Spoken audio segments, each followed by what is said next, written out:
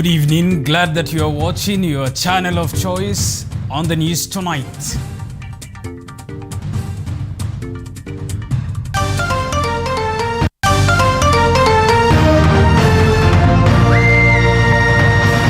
Tonight, suspect linked to the gouging out of eyes of baby Sagini to be detained for 5 days pending police probe. Kenyans have borrowed 9.5 billion shillings of Hustler Fund, government says. Through our intermediaries, the mobile networks and the two commercial banks, a total of Kenya shillings 9,583,139,492. As CS Chelugui urges Kenyans to repay the funds on time. Senators meet tomorrow to decide on the fate of Meru Governor Kawira Mwangaza as governors oppose her impeachment. So this is what we're also saying as governors. Can there be a law that governs within which period you can reasonably have been said to have had, broken the law to the extent of impeachment?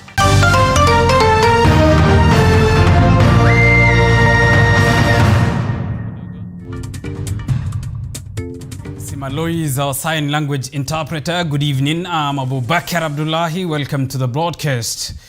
Tonight, the suspect in the case of a 3-year-old child who was kidnapped and his eyes gouged out has been arrested. 28-year-old Alex Ochoga will be held in Rioma police station for 5 days to allow investigations. And as our reporter Andrin Kilemi reports, the suspect, who is also a cousin to the baby, was seen escorting her mother, who is the main suspect, to a bus station where she boarded a bus and fled on the day Sagini was found dumped in a maize plantation. Police officers in Kisii County have finally arrested the first suspect in the case of a 3-year-old child who was kidnapped and his eyes gouged out last week. Prosecutor Hilary Kaino filed an application to detain the suspect for 5 days to enable police officers to conclude investigations and to also arrest more suspects, including Ochogo's mother, who is the main suspect and who was last seen with baby Sagini before the baby mysteriously disappeared. Wewe ni mmoja ya wale wengine ambao wanaweza kuchunguzwa kuhusiana na madai ya kwamba mlimsababishia mlalamishi ama mtoto yule ambaye anasemekana na miaka 3 majeraha ya kudumu kwa kuweza kuumizwa macho ambayo inasemekana yaliweza kutolewa. Kaino told the court that Ochogo was seen escorting his mother to a bus station, who then fled to Nairobi on the day baby Sagini was found in a maize plantation. Kabla ya usiku huo, wewe ambayo inasemekana kuwa ni cousin ya ule mtoto uliweza kuonekana ukiwa ama ukimpeleka yule mshukiwa mkuu kwenye eneo la kuabiri magari, na mshukiwa huyo anasemekana kwamba ameweza kutorokea sehemu za Nairobi. The suspect is being held in custody and will be arraigned in court on the 23rd of December to know his fate as the court gives directions. Meanwhile, baby Sagini continues to recuperate at the Kisii Eye Hospital. Andrin Kilemi, TV 47. 2, 1, on air. Moving on, renowned rally driver Assad Khan on Monday evening was buried at the Karioko Cemetery in Nairobi, hours after his family announced his death on Sunday evening. Assad's funeral service was held at Parklands Mosque. Moige William tells us more. Rally driver Assad Khan, whose family announced his death on Sunday evening as he was fighting for his life at the high dependency unit at a hospital here in Nairobi, following an alleged domestic fight which led to the arrest of his girlfriend Maxine Wahome, also a rally driver, has this evening been laid to rest at the Kariakor Muslim Cemetery. Assad's burial was attended by a section of motorsport and rally fans led by rally legend Patrick Njiru, with the fraternity losing a major stakeholder. It will be in the industry as well, and the rally fraternity, It's going to be a big loss, of course, and for the family more so, yeah, as well. Yeah, I think it's always very sad to lose somebody, and we just pray that the truth comes out. We're not pointing fingers at anybody at this stage, and we just pray that the truth comes out. Whatever really happened to him, we are waiting to see what the police investigations and the pathologists will come up with. And we'll let the law take its course after that. Earlier, led by a government pathologist and representatives from Assad's and Wahome's family, a post-mortem was conducted, with the late's family stating it had limited knowledge of what transpired before Assad was hospitalized and later his death, hoping that the report will shed more light. Where later, his body was taken to Parklands Mosque for a funeral service. Very limited knowledge of what's happened so far. The only thing is we lost him yesterday at about 6:51 p.m. And we have representation. I believe the government pathologist is here. And we've also gotten our own pathologist, and I believe from the other party, that is from the girl's side, they also have a pathologist. Khan died on Sunday evening, days after he was allegedly assaulted by his girlfriend and fellow rally driver Maxine. Police are still investigating the incident. We are hoping from the post-mortem we'll be able to know maybe what transpired, because he's not there to talk to us or tell us what happened. So we don't know what really happened. From the time that he was collected from the scene and taken by neighbors to hospital, he's not spoken. He's not spoken. Yeah, he's just been, I think he lost a lot of blood. He's not spoken, unfortunately, yeah. Maxine told police Khan was injured in altercation on December 12. She added he broke a window pane that injured him in the ankle as she hid at the balcony. Police plan to ask for directions from the Office of the Director of Public Prosecutions on the way forward after the death of Khan. Initially, police were investigating a case of causing bodily harm against Maxine.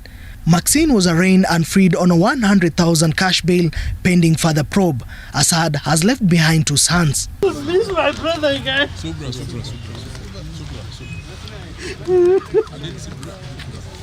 The final journey of Assad Khan coming to a halt here at Kariakor Muslim Cemetery. All eyes now shift to the investigating bodies to unravel on what transpired. Moige William, TV47, Nairobi. Moving on, at least 27 people have been admitted in 2 hospitals in Kericho after they consumed fermented milk, popularly known as mursik, suspected to have been contaminated.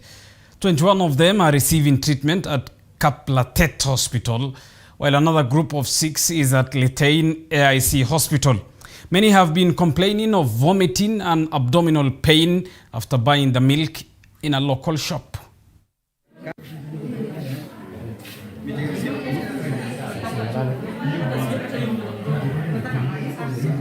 Sisi tulikunywa maziwa mala na tukaanza kukonjeka usiku na tukulala. Saa hii tunasikia mwili iko mbaya, lakini hata watoto saa hii wanakonjeka. Asubuhi nilisikia ndugu yangu akiniamsha, wakati alilalamika aje akaniamsha. Wakati nilitoka asubuhi nikaendea dawa kidogo kwa kliniki yenye iko karibu. Wakati nilirudi nikastukia mamangu na wenye walikuwa karibu, majirani, ndio wanalalamika kwa hiyo shida ya tumbo.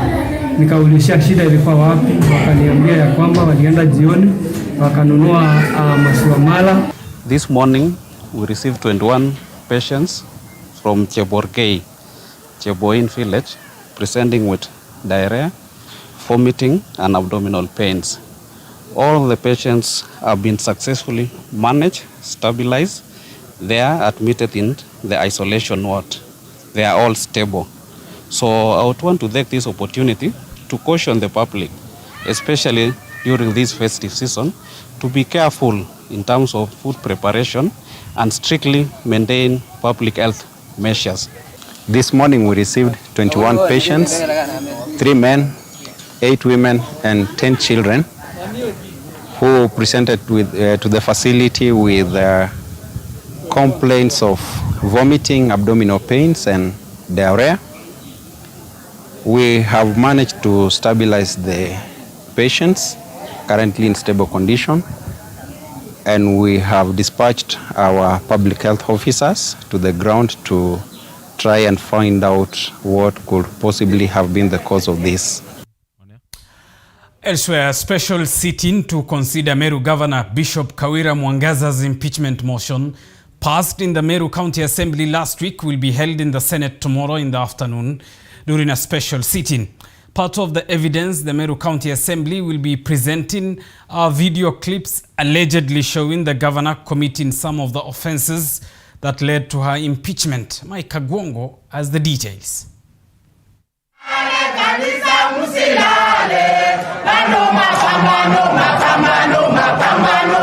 The fate of impeached Meru Governor Kawira Mwangaza will be known starting Tuesday when the senators holds a special sit-in to consider a motion passed by Meru County Assembly members on Wednesday last week. Senate Speaker Amason Jaffa Kingi, in a notice through the Kenyan Gazette, said the special sit-in comes on the backdrop of a request by Majority Leader Aaron Cheriot. According to Section 33(3) of the County Government Act, a special sitting to consider impeachment of a governor must be called within 7 days after Senate Speaker receives the motion from County Assembly Speaker. Mwangaza was impeached after 67 out of 69 MCAs voted in favor of motion tabled by Abogeta West MCA Dennis Kiogora on November 22, 2022. Kiago MCA Simon Kiambi, who opposed the motion, was punished by UDA MCAs through removal from all Meru County Assembly committees. MCAs have enlisted video clips obtained from live broadcast of a TV station based in Meru as evidence. Kiogora, who is the leader of minority in the Embu County Assembly, accuses the governor of bias, unlawful appointments, unlawful job dismissals, and negative campaign against fellow leaders, among other ills. Other accusations range from forceful entry into the county assembly premises and going against the laws on public finance management. Meanwhile, the Council of Governors has castigated Meru County legislators for stemming up the push and pull between them and Governor Kawira even before she performs her duties as the governor. It's not logical to impeach a governor even before she has laid the foundation of her government. That you don't like a person or the way they speak is not a reason. So this is what we're also saying as governors. Can there be a law that governs within which period you can reasonably have been said to have had, broken the law to the extent of impeachment? If a special sitting expected to be formed by the Senate finds the allegations as lacking in merit, they will be thrown out. If not, senators will be given a chance to vote on the matter after the governor has been given an opportunity to defend herself. In case the allegations are dismissed, an MCA can only file another impeachment motion after 3 months from the day when senators vote the current motion. Mike Kagwongo, TV 47, Nairobi. Now, the National Assembly Committee on Education has put the Teacher Service Commission on the spot on the alleged failure to recruit 5,000 interns despite the government providing monies for the exercise 6 months ago. At the same time, the lawmakers questioned the whereabouts of over 700 million shillings meant to hire the intern teachers. I, Dr. Jamrik Muturi John, do swear that the evidence I shall give before this committee on the matters under its consideration shall be the truth, the whole truth, nothing. He is the chairperson of the Teacher Service Commission, TSC, forced to take an oath before the National Assembly Committee on Education after the legislators expressed dissatisfaction with responses they were receiving from TSC on failure to recruit 5,000 interns, despite the government providing resources for the exercise, promotion of teachers, and delocalization of teachers, which has been outlawed. On Monday, it was the second time in a week for TSC to appear before the legislators. Among the issues that put the teachers' employer on the spot was failure of hiring interns to help address teacher shortage. interns each earn a 20,000 shillings times 6 months, which they are not going to earn, is 720 million. A, where's the money? B, who is going to compensate the teacher who ought to have been recruited and was not recruited and therefore has lost earning and therefore continue to be in poverty? B, who is going to compensate my son or daughter who ought to have been taught and was not taught because you did not recruit a teacher for him, and then for 6 months? And 3, assuming there was no directive from the president, what assurance was there that you are going to recruit these teachers? Chair, rightly put, I would like to request for more time to respond. So we are just deferring the issue of teacher interns? Yes, though that's the the only process, issue. Yes, though the process of recruitment is ongoing. So I think that one will be good, because we as a committee and as members of this house note that it is very, very serious for a government to give resources to an institution. They fail to recruit, they fail to take their mandate. Even in this particular case, you didn't recruit the 6,000 teachers. Some guys out there do not have bread on their table. Government gave you money, running into millions, 720 million shillings, and you are just comfortable. The money is safe. Did we ask you to keep the money safe? Or you put it in the pocket of Kenyans? The Committee on Education also wanted to know the plans TSC have in recruiting teachers that will cater for grade 7 learners under the competency-based curriculum. This one teacher that we are going to recruit to go to the junior secondary, is he the one who is going to be the manager of junior secondary? How many courses are going to be in junior secondary? And how are you going to make sure that all the subjects which are going to be taught there have teachers?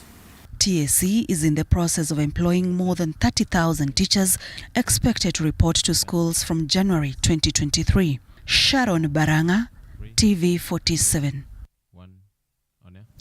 Now, 19 days after the launch of the Hustler Fund, the government says it remains confident that the initiative has been embraced by a vast majority of Kenyans, with Cabinet Secretary Simon Chelugui indicating that 9.5 billion shillings has been disbursed as of today. This even as Deputy President Rigathi Gachagua urges Kenyans to take advantage of the fund. Collins Lusweti with the details of that story. Asante sana. Cabinet Secretary Simon Chelugui disclosed that 9.5 billion Kenya shillings has been disbursed as of today, 19th December, with total repayment hitting 2.6 billion Kenya shillings. Number of Kenyans who have registered for the fund stands at 16.5 million. Accumulated savings from borrowers is now at Kenya shillings 479 million. CS Chelugui says borrowers will be able to access 30% of their savings after a period of 12 months. We are going to split this saving into two. We will have 70% of that money going to long-term savings, which means it's a pension. So it will be accessed at maybe at retirement at age 60, just like any other pension. On the other 30%, the projections or the plan is access within 1 year. Counties of Nyandarua, Kirinyaga, Nandi, Trans Nzoia and Nyeri lead in terms of repayment rates, with Wajir ranked the worst performed in terms of repayment. The Cabinet Secretary is now urging Kenyans to repay within the set period to enhance their scope, even as the government plans a limit review on all customers in the next 1 month. People who have made repayments and their limits have changed, some have not changed. The scoring and setting of their limits is done through an algorithm system which has been agreed upon between the mobile network operators and the commercial banks. The CS also revealed that the second product of microloans will be unveiled in February 2023, targeting groups, chamas and cooperatives with a loan range of between Kenya shillings 100,000 and 250,000. The loan will range between 100,000 and 2.5 million, targeting over 3 million enterprises under this category. Deputy President Rigathi Gachagua has also lauded the fund, calling on Kenyans to ignore the politics surrounded by opposition, terming it a game changer.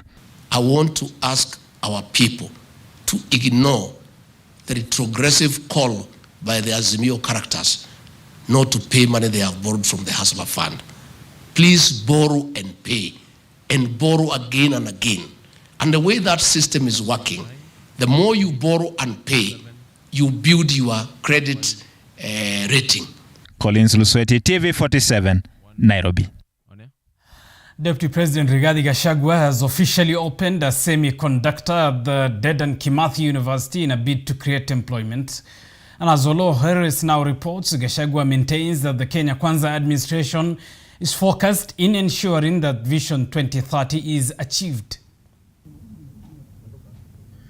Dedan Kimathi University on Monday hosted the Deputy President Rigathi Gachagua for the launch of a semiconductor, which is expected to create jobs for Kenyans who will now be able to produce microchips locally as compared to importation of the products. We promise to create 100,000 kilometers digital superhighway. To establish and reap the benefits of the fifth industrial revolution, we need the best technology. STL and the Dedan Kimathi University of Technology have shown us that we have all that it takes. Best technology is no longer a trickle down from the developed world.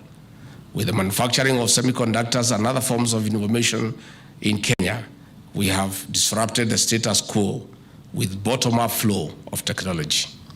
We are proving to the world that we are not only consumers, but also producers of top-notch technology. To move from being just consumers to producers, Gachagua says that there is need for stakeholders in the innovation sector to come together to support government efforts towards youth empowerment. I acknowledge the academic excellence support from STL to the university, especially in science, technology, and mathematics. I commend the STL for training over 150 engineers in chemical, mechanical, electrical, and mechatronics disciplines.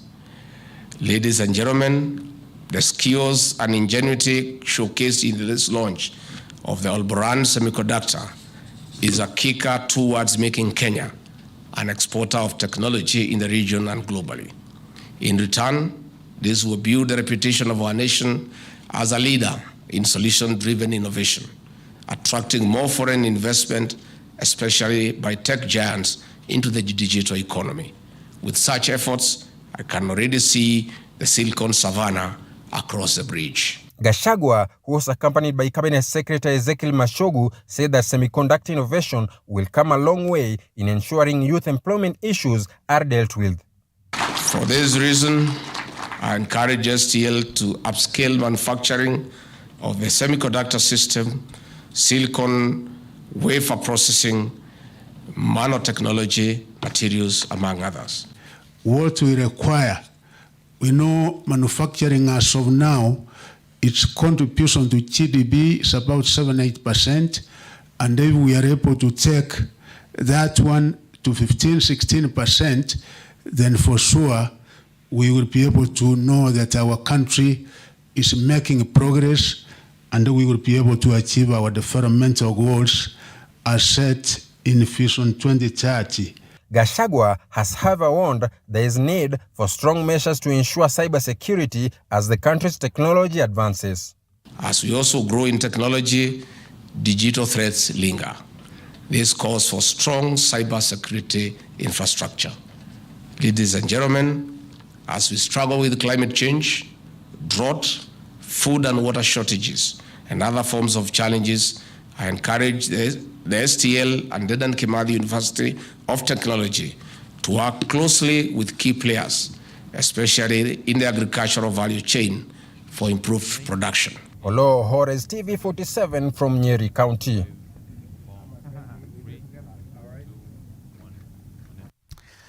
Now, the Kenya Medical Practitioners, Pharmacists and Dentists Union has issued a 30-day strike notice before starting their nationwide strike in January 2023. KMPDU Secretary General said doctors will participate in the strike to pressure the county governments to implement the 2017 collective bargaining agreement. KMPDU says the issues that doctors are facing, such as hiring of more doctors, promotion and ensuring that doctors have the necessary equipment at work, have not been attended to. Be in bad faith to tell us to give time for engagement once we start strike or once we go into industrial actions when that time has been provided. It will be of no use to say that healthcare is essential services when 30 days elapses without meaningful engagement on the issues that have been signed and agreed upon by the union and the government. Now, governors are now accusing the National Treasury of sabotaging county activities by delaying the disbursement funds into the devolved units.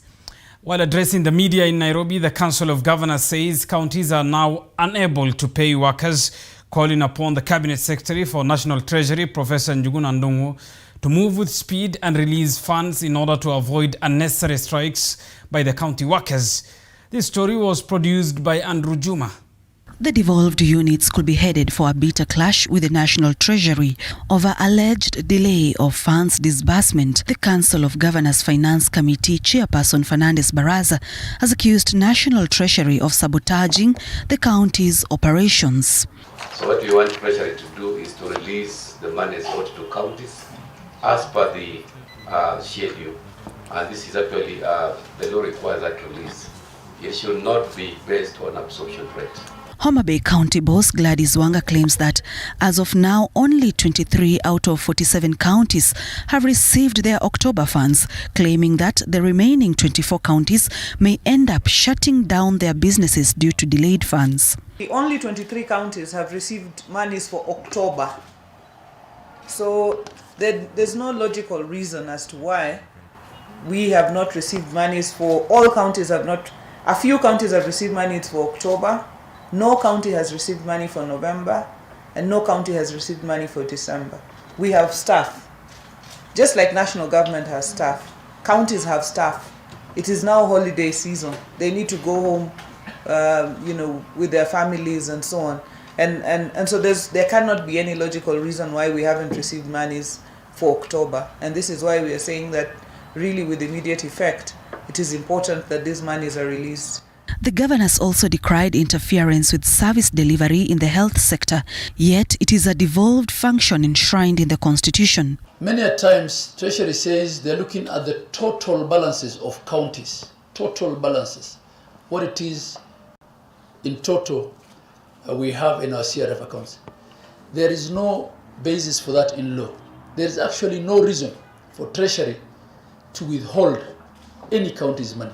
The council also wants the Kenya Kwanza government to put service delivery in both counties and national government as first priority to avoid shortage of the service delivery at the end of its 5-year tenure in the office. The story was produced by Andrew Juma. You're watching Kenya's fastest growing television, TV 47 News Tonight. Takes a short break. We'll be back with more news. Stay with us.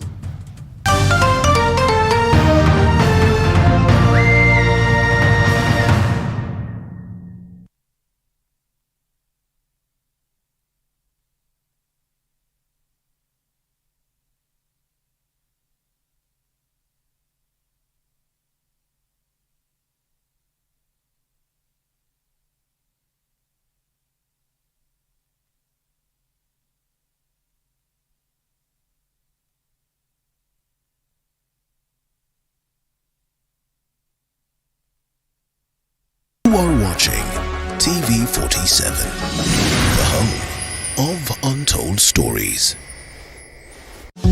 Hey!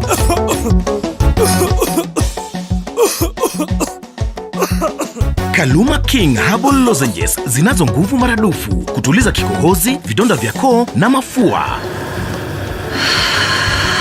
Kaluma King ni shwari. Tika mama huyo muharifu kaiba kuku zangu, vifaranga wangu na mayai zote pia kabeba. Haya, tika mama huyo. Maumivu yakizidi, muone daktari.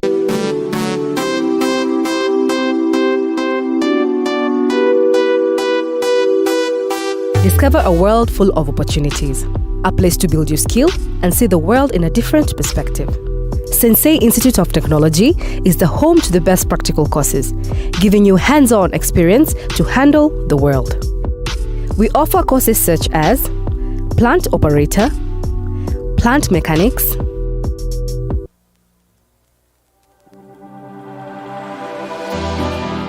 How well do you know what's happening around you? Morning Cafe with heated political debates. Baraza la Siasa. Hiyo kitu azungumzie, angalie hali ya maisha ya watu. Informative health discussions. Business, farming. Tasty Wednesday, Fitness Thursday, and Feel Good Friday with amazing DJs, celebs, waimbaji, kuna comedians, alafu kuna wajinga, and music bands every Monday to Friday from 6 a.m. to 9 a.m.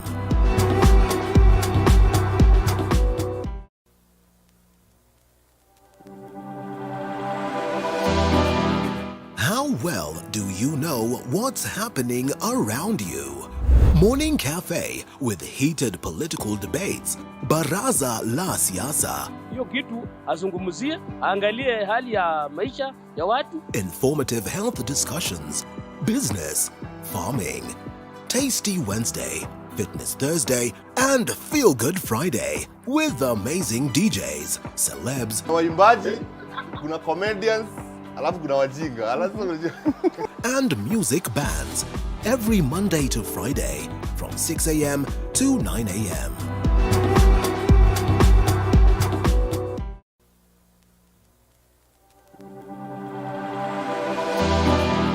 How well do you know what's happening around you?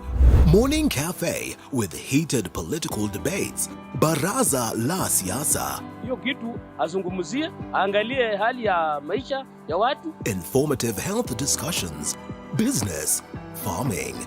Tasty Wednesday, Fitness Thursday, and Feel Good Friday with amazing DJs, celebs, waimbaji, kuna comedians, alafu kuna wajinga, and music bands every Monday to Friday from 6 a.m. to 9 a.m.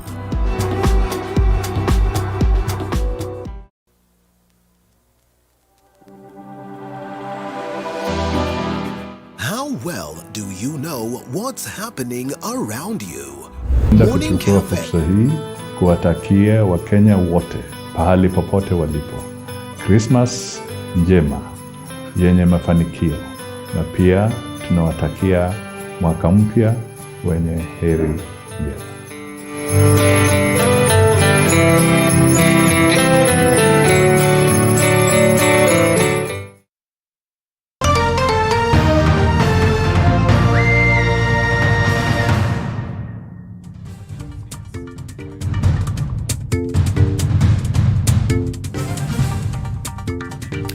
Welcome back to TV47 News Tonight. Thank you for staying with us. Let's get to more news.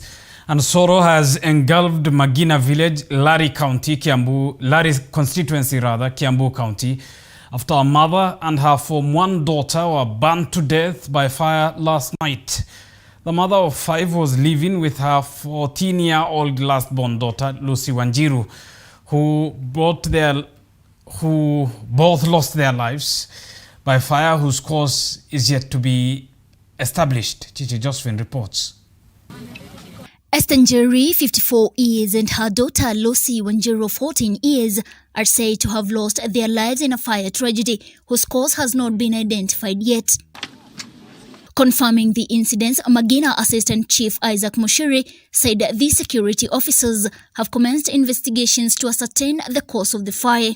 Uchunguzi unaendelea kwamba jirani wa huyo mama ambaye alituacha aliwahi kusikia nduru na akaweza kufika pale, na alipofika akakuta kwamba mlango wa hiyo nyumba ulikuwa umefungwa kutoka kwa nje, na baadaye ndio uchunguzi tunasema unaendelea, na bila shaka tuna hakika wenye waliofanya kitendo hiki wataweza kupatikana. The family of the deceased and neighbors narrate how they did their best to stop the fire, but their efforts were in vain as they could not save the two lives. Tunataka uchunguzi ufanywe ndio serikali ijue hii kiini ya moto ni nini. Kusema kweli hali ya moto ilikuwa kali sana. Hata hukuweza kufungua hiyo mlango juu. Ilitoka nilikuwa nadhania kama ni gesi kulikuwa ndani. Juu ile moto ilikuwa na ukali kali sana na ilikuwa mingi sana. Hatukuweza kuikaribia. Tukachota maji, tukaweka maji mchanga lakini. Residents now want the county government to provide one fire engine for the residents of Lari to end the menace in the area. County government tuulize ya kwamba watusaidie especially in Lari sub county, watusaidie agarau na gari moja ya kuzima moto, sababu kama tungelikuwa na gari moja area hii ingeweza kusaidia sana. The remains of the two were taken to Naivasha Hospital mortuary awaiting postmortem. Chichi Josephine, TV47. Elsewhere, women in Likoni constituency of Mombasa County have realized new methods to deliver themselves from poverty through community-based organizations. The organizations, which act as training and investment grounds, have enabled women to start their own businesses and become independent. While lauding the initiative, they have called on the government to offer more support to community-based organizations, citing that the groups come a long way to empower women in the community and rescue them from various issues such as gender-based violence. Mimi kama Ali Hamis Kitaka, kabla hata kuwa chairman, nimejaribu kuwasaidia na nitaendelea kuwasaidia, na Mwenyezi Mungu akijalia nikiwa chairman wa UDA ndo nitazidi kuwasaidia zaidi. Wenye shida mimi niko tayari kufanya kazi na wao. Kwanza uzuri certificate, kila kitu wako nacho. Mwenyezi Mungu akijalia chochote ambacho wanataka, mimi nawaambia mlango wangu uko wazi. Nimeregister 1000 members. Tuko na wards 5 katika Likoni constituency. Kila ward nimeregister 200 members katika hizo wards 5. So tuko na 1000 members au ni active members ambao wako katika hii CBO. Tunaenda katika hizo shule, tunapea wasichana hizo vidoso. Kwa hivyo tunapopeleka hizo pads katika hizo mashule ama tunaita wasichana katika community, tunawaganyia sanitary towels. Sasa unapata hapo tunawafundisha katika njia za kujiangalia wasije wakapata mimba za mapema na njia zile ambazo wanaweza kujisaidia kama wamelazimishwa na njia za ngono. Twaomba hawa waheshimiwa tuliowachagua tukawapa vyeo vikubwa wajaribu kutushika mkono, at least watutoe kwenye 1 watufikishe kwenye 9. Hapo pia si tutatoa shukurani. Miaka 5 pia inayokuja tutakuwa tuna nguvu. While still in the seaside city of Mombasa, and residents of Likoni, Mombasa County are now living in fear after the return of organized criminal gangs which are making random attacks armed with knives and machetes. Karen, who was lately affected, explains an ordeal that left her with an injured arm as she was going to home from work. Police officers have been urged to conduct more security patrols in the area to curb the intensifying situation.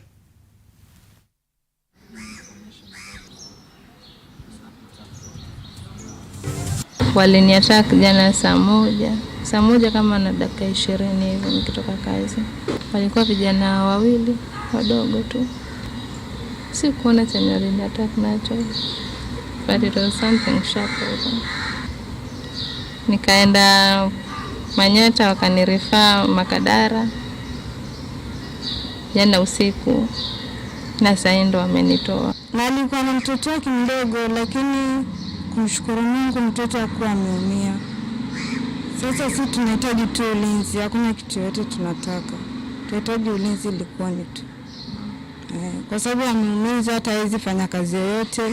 Yenye ilikuwa inamsaidia sasa hivi hawezi fanya. So what we are calling upon the police, wakati huu wa festive season, wa beef up security, especially in areas like Likoni na Kisauni. We want to have a festive season ambayo hakutakuwa na watu wameumizwa ama wameuliwa. It's unfortunate kwamba tukio hili limemtokea Karen at a situation, na alikuwa ni ni dada ambaye anafanya kazi ya saloon. So pale amekuwa attacked, mkono wake hawezi kufanya kazi kama alivyokuwa akifanya. Elsewhere, rice farmers and the Mwea irrigation scheme in Kirinyaga County have protested the government's move to import 600,000 tons of rice, saying the move will flood the market at a time when they have received a bumper harvest. Speaking from Mwea rice stores, the farmers said despite the construction of Thiba Dam as well as working extremely hard this season, farmers will still count heavy losses if the government imports 600,000 tons of rice.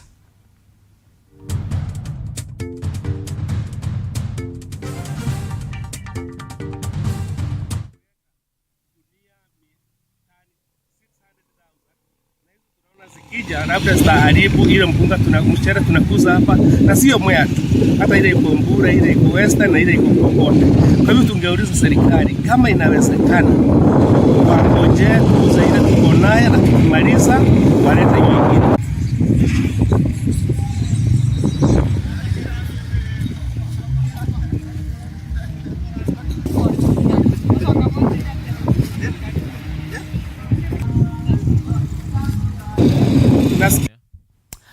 Now, the government has rolled out a free public Wi-Fi at Nyeri Open Market as it steps up a countrywide initiative to launch internet hotspots for traders across the country.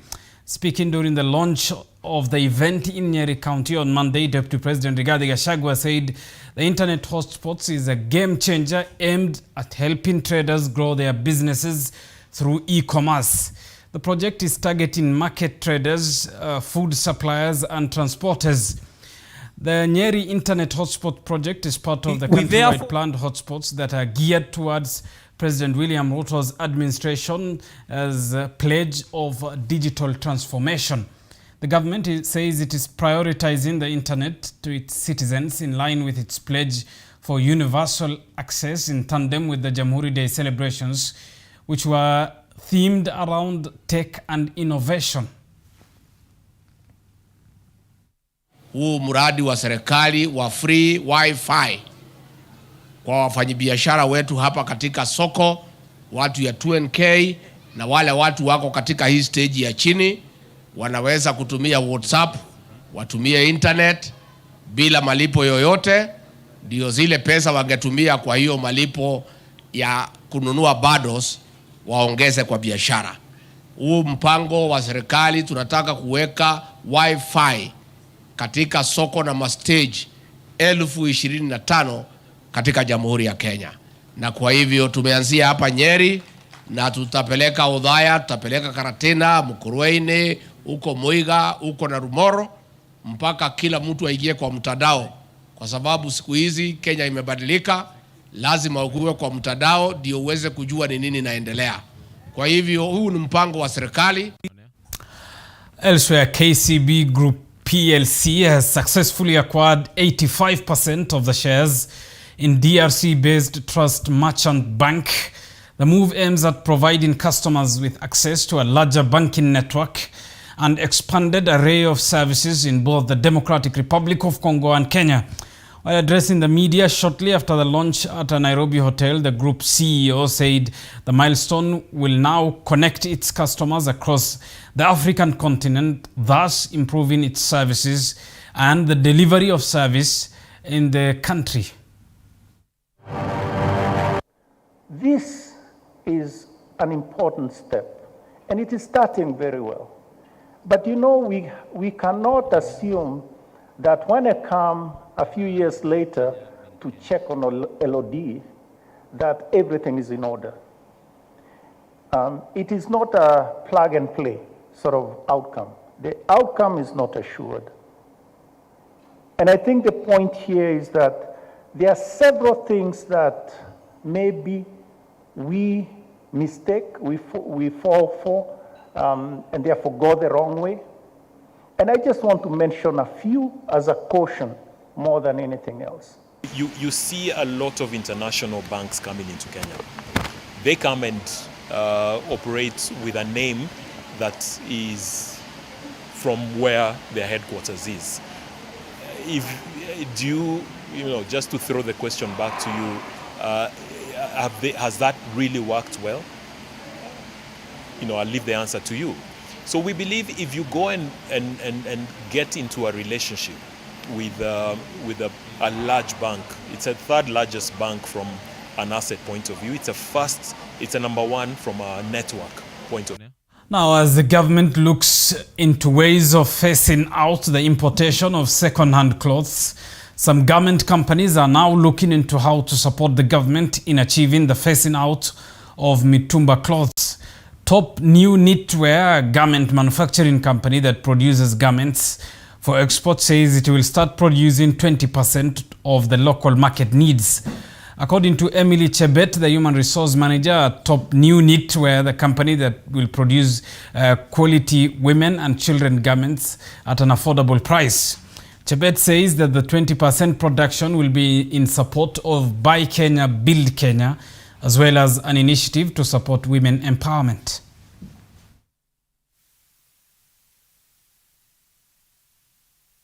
Now that we are doing 100% export, we are planning to do 20% local markets, the garments for women and kids. On this, we are enforcing women empowerment. That's why we are going to produce quality garments for cheaper price. This is for CSR responsibility that we are giving back to the society. As you've been told before, so this one is Walmart, okay? This is Walmart. Another one, this one is Swimming Walmart.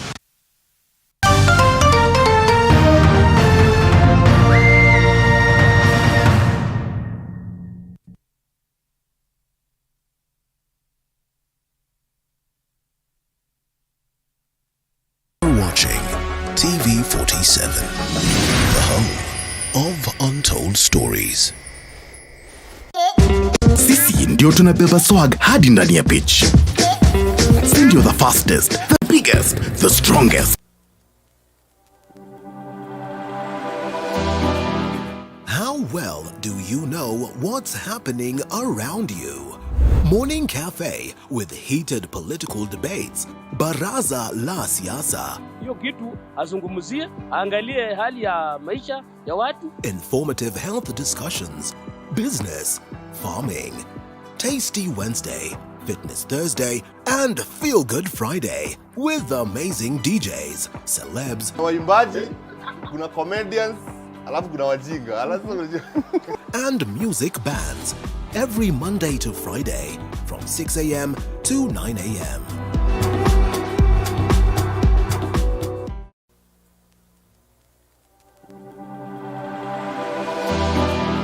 How well do you know what's happening around you? Morning Cafe with heated political debates. Baraza la Siasa. Hiyo kitu azungumzie, angalie hali ya maisha ya watu. Informative health discussions. Business, farming. Tasty Wednesday, Fitness Thursday, and Feel Good Friday with amazing DJs, celebs, waimbaji, kuna comedians, alafu kuna wajinga. and music bands every Monday to Friday from 6 a.m. to 9 a.m.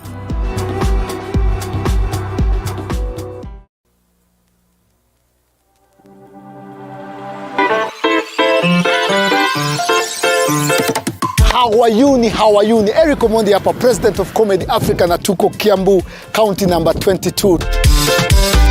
Buda.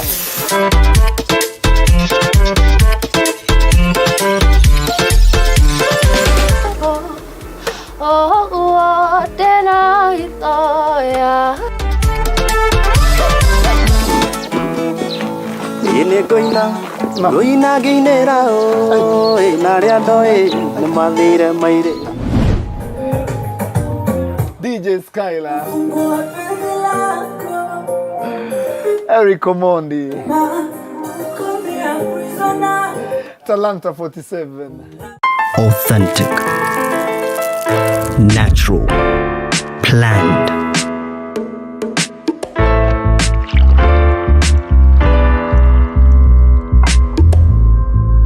Transforming.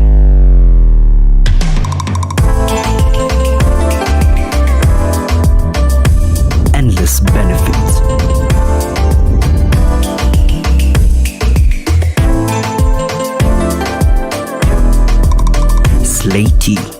Purely Kenyan. Buy now on Jumia or Amazon. You are watching TV47, the home of untold stories.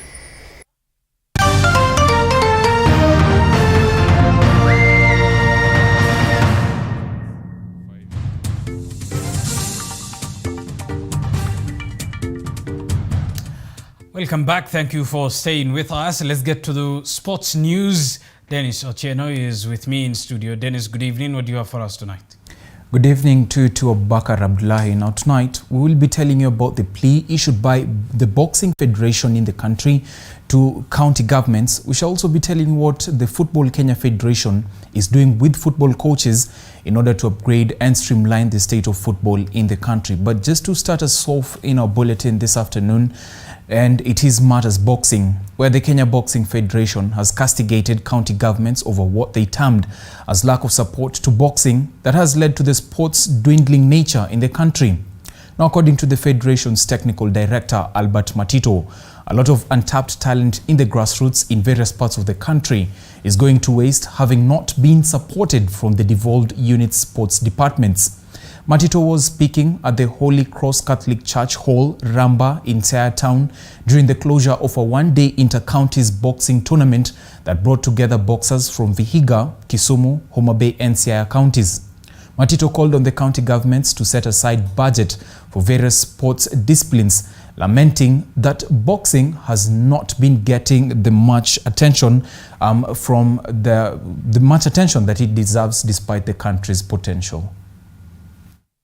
Vihiga na nchi zingine ambayo walikuwa hapa Homa Bay watusaidie tupate pesa ya sports, sisi tutafurahi. Hatuna mambo mengine kubwa tunataka ya kwamba next year kutakuwa na kalenda ambayo itatoka hii December. Sasa hiyo kalenda ikitokea ndachukua moja kwa moja hadi kwa governor wetu wa kaunti ya Siaya Bobo Rengo na pamoja na msaidizi wake William Udwol, ndio ambapo wakiweza kutusaidia hili tumalize league kwa njia moja mzuri kama vile walivyotusaidia tukamaliza league, hiyo tutapiga asanti sana. From matters boxing to football, where the Football Kenya Federation earlier today held a meeting with FKF Premier League coaches at the Kandanda House in Nairobi as they deliberated on ways to streamline the sport in the country. In attendance was Tusker FC's head coach Robert Matano, KCB's Zedekiah Otieno, Bandari's Anthony Kimani, Jonathan McKinstry of Gor Mahia, among others, as different agendas were discussed during the meeting, which included coaches' welfare, accreditation, anti-doping and media relation, as they agreed to explore the ideas of a reserve league to provide youth players a platform to get regular competitive gaming time. Speaking during the meeting, Gor Mahia's tactician Jonathan McKinstry said the agendas discussed in the meeting will contribute to the success of the game. B license course, when is the next A license course, how can I renew my license, how can I improve my level within the game. So the hunger and the desire is there from the coaches, and quite clearly the FKF have some big plans over the next both 1 year but into the future over the next 3 to 5 years. It's always a good thing when people who are like-minded come together, sit down and chat the way forward. I think the only way to grow our sport, the only way to grow our football is for all of us to sit down at a round table, exchange ideas, share ideas of how we can grow our game. So I would say it's a very, very good meeting. Kwa vile coaches ni part ya wale ma stakeholders wa muhimu sana kwenye ligi yetu, na saa zingine mkikama ama mkimiti mna share ideas vile labda vile inafaa mambo yenu Iran, vile inafaa ligi yenu Iran, vile inafaa clubs zingine OBF, vile inafaa zingine kama coach pia ujieke huko nje, kwa vile tayari pia unawe ni figure fulani mbele ya jamii. Kwa hivyo inasaidia, kwa vile mambo mengine unafikia unajua kumbe hujui. Now, as a way of tackling the vice of drug abuse in Sirisia constituency, Bungoma County, which is bordering the East African nation of Uganda, Malakasi Deputy Commissioner Cleophas Koech has launched a football tournament that is targeting to engage the youth in sports, especially during the long December holidays, where students will be home. Speaking after the launch of the tournament, Deputy Commissioner Koech stated that they are targeting to nurture and develop young talent in the area, adding that the winner of the tournament will compete against their neighborly champions in Uganda. Koech said he acted upon President William Ruto's pledge to upgrade the state of sports in the country by starting from the grassroots. The participants of the tournament, on their part, lamented over the lack of training equipment, however remained grateful over the launch of the tournament.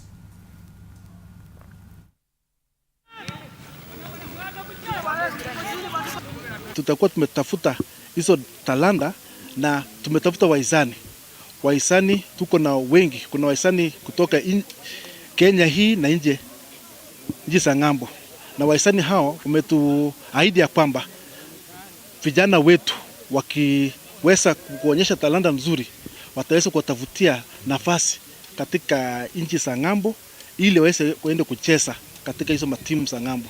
Na pia hapa nyumbani tume make sure kwamba hao vijana wakikuwa busy, tutakuwa tumeupugana na uwizi, tumeupugana na ulevi na kutumia mihadarati. Tunataka vijana wetu play katika National League, na pia Mungu akijalia in future vijana kutoka Malakisi Division wacheze katika teams kubwa kubwa katika English Premier League, na hata pia nchi yetu timu yetu ya Harambee Stars tunataka tuone kijana mmoja kutoka Malakisi hii amehusishwa katika mechi ya kitaifa. Quite a plausible deed coming from the Deputy Commissioner in Sirisia constituency. But finally, to some matters catchball, where the third edition of the Nairobi Catchball Federation Championship began earlier today at the Moi Sports Center Indoor Arena. The tournament has attracted more than 7 teams drawn from different parts of the country, which include Kakamega as well as Mombasa counties, among others. Umoja men's team registered a 2-0 sets win with scores of 25-21 and 25-20 against Luciola. Kakamega ladies fell to a 2-0 sets defeat at the hands of Babadogo with scores of 26-14 and 25-21, while Umoja Fire Girls defeated Mombasa ladies in sets of 2-1 with scores of 25-21, 20-25 and 15-8.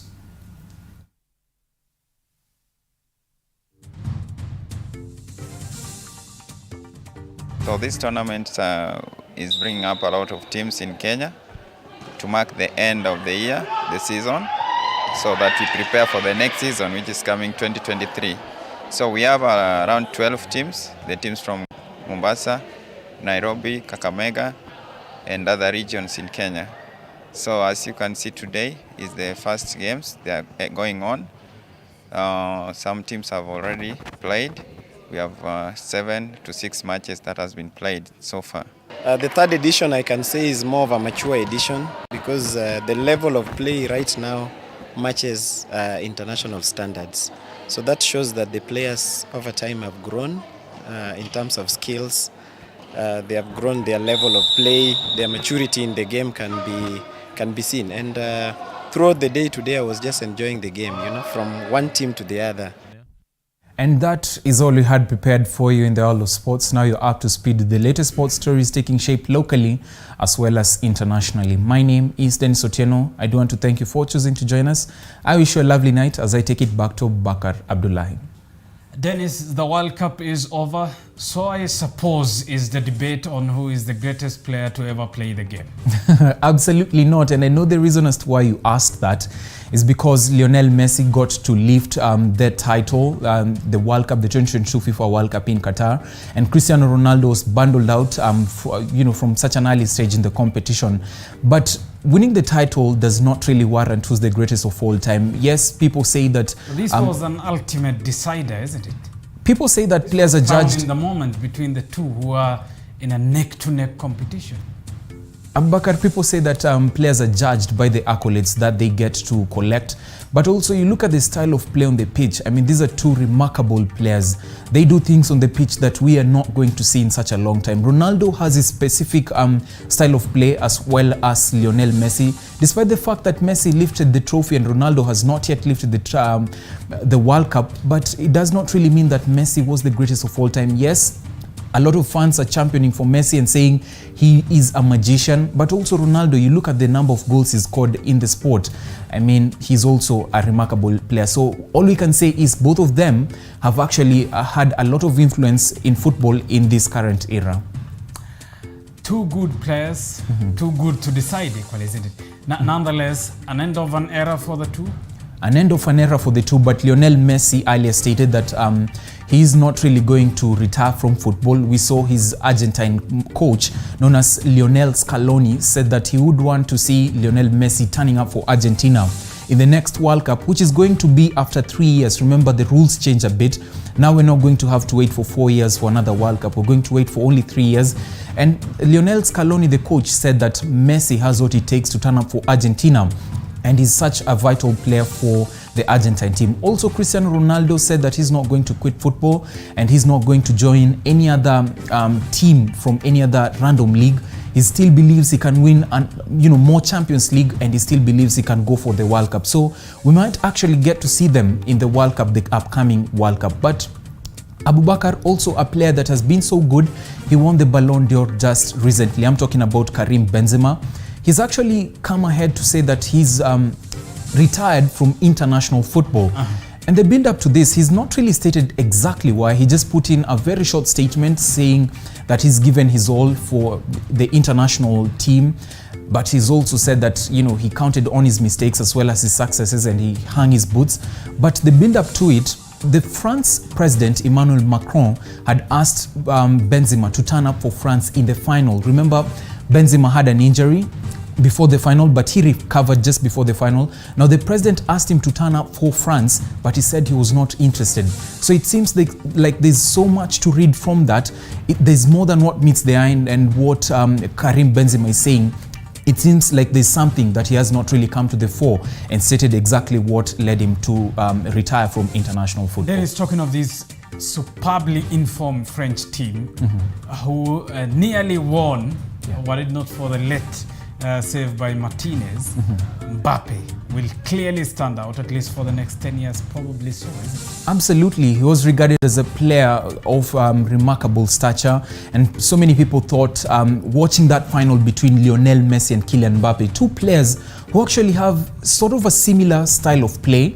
And people were saying it was more like passing the baton from Lionel Messi when we saw him acknowledging Mbappe when the final whistle was blown. And it was like the baton was being passed from the greatest footballer of all time to an iconic player who's just coming up, so young. He's actually 22.